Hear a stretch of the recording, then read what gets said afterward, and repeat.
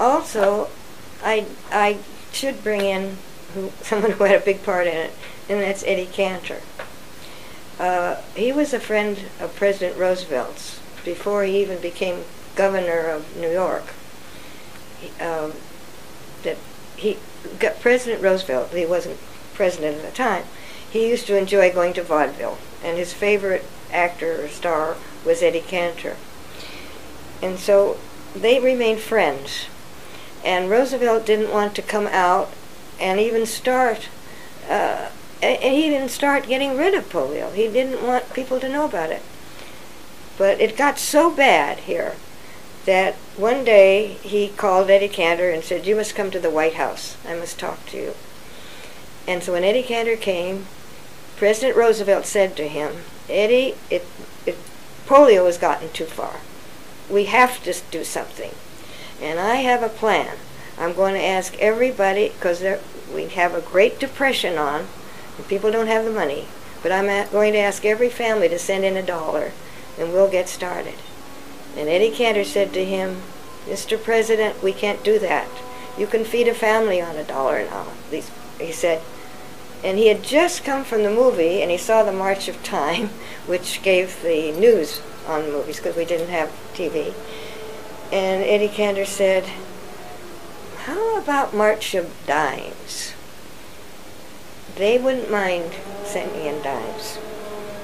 All the dimes coming into the White House. And he talked him into it. And it was such a huge success. The dimes were flowing in. And that is why President Roosevelt, who died in 1945, the new dimes came out in 46. And of course Roosevelt's picture is on it. They couldn't put anybody else on that dime but him because of the March of Dimes. But most people don't realize that. But when the dimes kept flowing in, they couldn't count them, so many, and so they swept them up and weighed them. And it was enough to get started on what they had to do, notifying people and taking care of people who had polio. Now, I was in 2 years. I talked to other people a year and a half and all. You go to pay your bill. How could you pay your bill at the hospital? It said, "Oh no, this is all taken care of by the March of Dimes."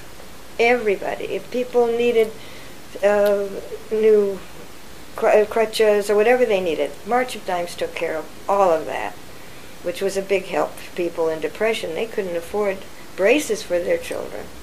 And I remember when Rotary would go into these countries in Africa, and the doctor send their doctors over, and they would fit the children with braces. And that's before we started this Rotary here, but they did that. Rotary did it. Yeah, amazing that people have heard the phrase March of Dimes, yeah, and don't know what that connection is and how that started. Yeah, that was Eddie Cantor.